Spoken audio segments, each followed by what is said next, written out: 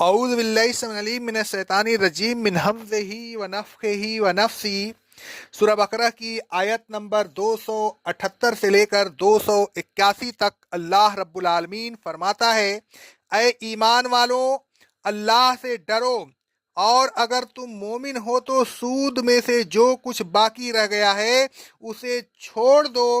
اگر تم ایسا نہ کرو گے تو پھر اللہ اور اس کے رسول کی طرف سے جنگ کا اعلان سن لو، اور اگر تم سود لینے سے توبہ کر لو تو پھر تم اپنا راس الماس یعنی زر اصل لے سکتے ہو، زر اصل سے زیادہ کچھ نہیں لے سکتے۔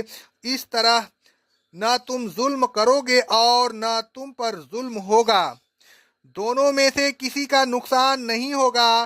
اور اگر مقروض تنگ دست ہو تو اسے فراخی حاصل ہونے تک مہلت دو، اور اگر قرض کی رقم بطور صدقہ ہی دے دو تو یہ تمہارے لیے اور بھی اچھا ہے، بشرطے کہ تم اسے باعث اجر و ثواب سمجھو، اور اس دن سے ڈرتے رہو جس دن تم سب اللہ کے سامنے پیش کیے جاؤ گے، پھر ہر شخص کو اس کے اعمال کا پورا پورا بدلہ دیا جائے گا، اور ان میں سے کسی پر ظلم نہیں ہوگا۔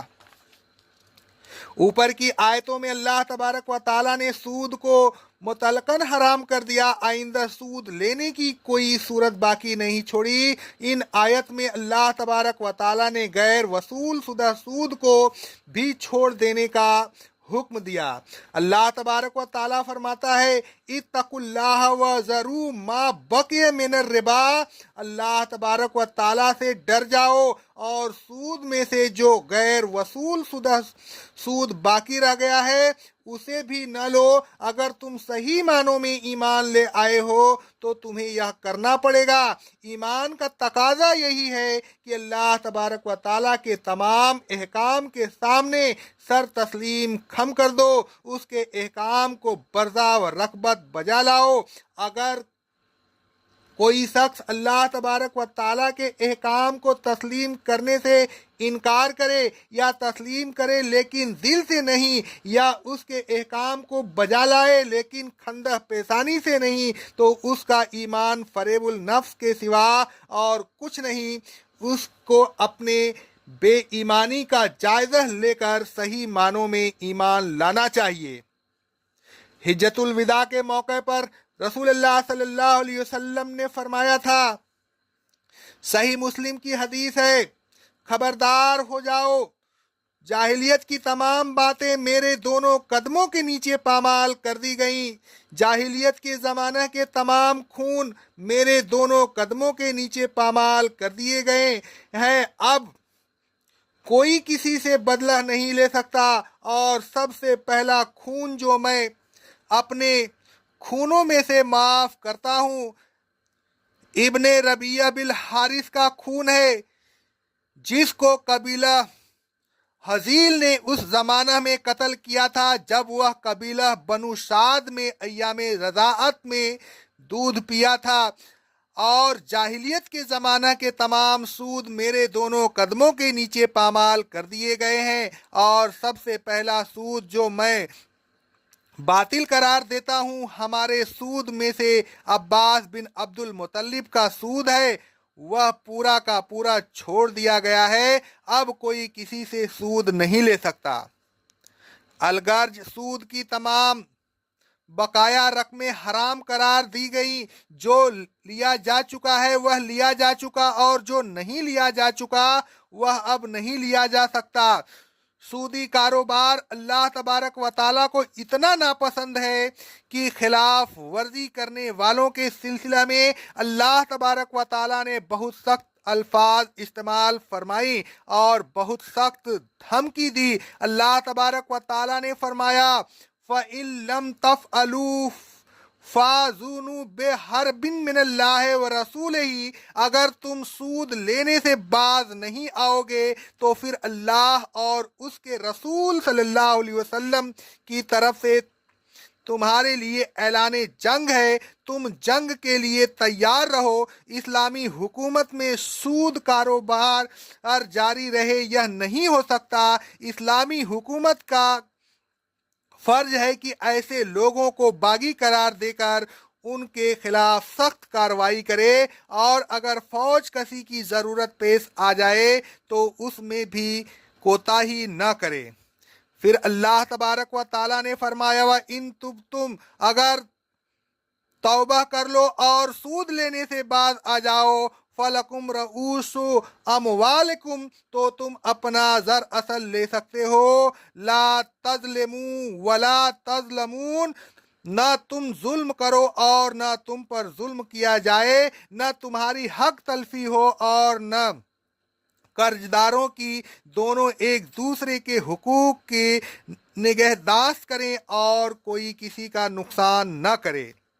इस आयत से मालूम हुआ कि सूद लेना एक किस्म का जुल्म है। इसी तरह किसी से रुपया कर्ज लेकर अदा न करना, अदा तो करना लेकिन पूरा अदा न करना भी जुल्म है, खुसूसन वह शख्स जो मालदार हो और कर्जा अदा न करे, वह तो बहुत बड़ा जालिम है, इसलिए कि मालदार का तो अदायगी में देर लगाना ही जुल्म है। रसूलुल्लाह सल्लल्लाहु अलैहि वसल्लम फरमाते हैं, सही बुखारी और सही मुस्लिम की हदीस है, मालदार का कर्जा की अदायगी में देर लगाना जुल्म है। जो शख्स कर्ज ले और अदा करने की नियत न रखे वह यकीनन बहुत बड़ा जालिम है। रसूलुल्लाह सल्लल्लाहु अलैहि वसल्लम फरमाते हैं, सही बुखारी की हदीस है, जो शख्स लोगों से कर्जा ले और उसकी नियत उसको अदा करने की हो तो अल्लाह उसकी तरफ से अदा करवा देगा, और जो शख्स लोगों से कर्जा ले और उसकी नियत उसको तल्फ करने की हो तो अल्लाह उसे तल्फ कर देगा। हजरत अबू हुरैरा रज़ी अल्लाह ताला अन्हु कहते हैं, सही बुखारी की हदीस है, रसूलुल्लाह सल्लल्लाहु अलैहि वसल्लम ने बनी इसराइल के एक शख्स का जिक्र किया। उसने बनी इसराइल में से एक दूसरे शख्स से 1000 दीनार कर्ज मांगे। उसने कहा, गवाह लाओ ताकि मैं उन्हें गवाह बना लूं। उसने कहा, अल्लाह गवाह काफ़ी है। उसने कहा, कोई जामिन पेश करो। उसने कहा, अल्लाह तबारक व ताला जमानत देने के लिए काफ़ी है। उसने कहा, तुमने सच कहा। फिर उसने कर्ज मांगने वाले को वह रकम एक वक्त मुकर्रर तक के लिए अदा कर दी। फिर वह कर्जदार रकम लेकर बहरी सफ़र के लिए रवाना हो गया। उसने अपनी ज़रूरत पूरी की, फिर सवारी को तलाश किया ताकि उस पर सवार होकर कर्जख्वाह के पास वक्त मुकर्रर पर पहुंच जाए, लेकिन कोई सवारी नहीं मिली। फिर उसने एक लकड़ी ली, उसे खोखला किया, फिर उसमें 1000 दीनार और एक खत लिखकर रख दिया और उसके मुंह को मजबूती के साथ बंद कर दिया। फिर उस लकड़ी को लेकर समंदर के किनारे आया और इस तरह अल्लाह तबारक व ताला से दुआ की, आए अल्लाह तू जानता है मैंने फला शख्स से 1000 दिनार कर्ज लिए थे, उसने मुझसे जामिन मांगा। मैंने कहा अल्लाह जामिन काफ़ी है। उसने गवाह मांगा। मैंने कहा अल्लाह गवाह काफ़ी है। वह राज़ी हो गया। मैं इन्हें सवारी के लिए बहुत कोशिश की लेकिन सवारी न मिल सकी। अब मैं यह लकड़ी तेरे सुपुर्द करता हूँ। यह कहकर उसने लकड़ी को समंदर में फेंक दिया। फिर वह वापस आ गया। इसी असना में वह फिर सवारी तलाश करने लगा। वह शख्स जिसने कर्ज दिया था समंदर के किनारे पर यह देखने आया कि शायद कोई सवार उसका माल लेकर आया हो, तो उसे वह लकड़ी मिली। वह उसे अपने ईंधन के लिए घर ले आया। जब उसने उसे चीरा तो उसको उसकी रकम मिल गई और खत भी मिल गया। फिर वह कर्जदार भी 1000 दिनार लेकर उसके पास पहुंच गया। कर्जदार ने कहा अल्लाह की कसम मैं सवारी के लिए बराबर कोशिश करता रहा ताकि तुम्हारा रुपया तुम्हें आकर अदा कर दूं, लेकिन कोई सवारी नहीं मिली। कर्जख्वाह ने कहा क्या तुमने मुझे कोई चीज भेजी थी? उसने कहा मैंने तुम्हें खबर तो दी कि मुझे उससे कब्ल कोई सवारी नहीं मिल सकी।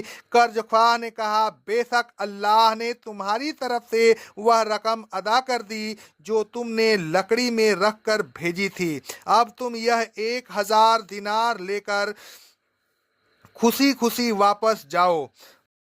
मज़कूरा बाला अहादीस से साबित हुआ कि अगर खुलूस के साथ कर्ज अदा करने की नीयत हो तो अल्लाह तबारक व ताला अदा करा देता है। अलगर्ज कर्जदार को जहां तक हो सके कर्ज जल्दी अदा कर देना चाहिए और कर्ज ख्वाह को सिर्फ अपना ज़र असल लेना चाहिए, सूद नहीं लेना चाहिए। यह आयत उस बात का खुला सबूत है कि कर्ज ख्वाह ज़र असल से ज़्यादा कुछ नहीं ले सकता, यानी सूद मुफर्रद भी, जिसे सादा सूद भी कहते हैं, लेना कतन हराम है। फिर अल्लाह तबारक व ताला ने फरमाया, व इन कान जो व असरतिन फनज़िरतुन इला मैशरतिन, अगर कर्जदार तंग दस्त हो तो कर्ज ख्वाह को चाहिए कि कर्जदार को फराखी तक की मोहलत दे दे, उसे वक्त मुकर्रर पर कर्ज अदा करने के लिए मजबूर न करे। अक़ौलु क़ौली हाज़ा अस्तग़फ़िरुल्लाह अस्तग़फ़िरुल्लाह अस्तग़फ़िरुल्लाह।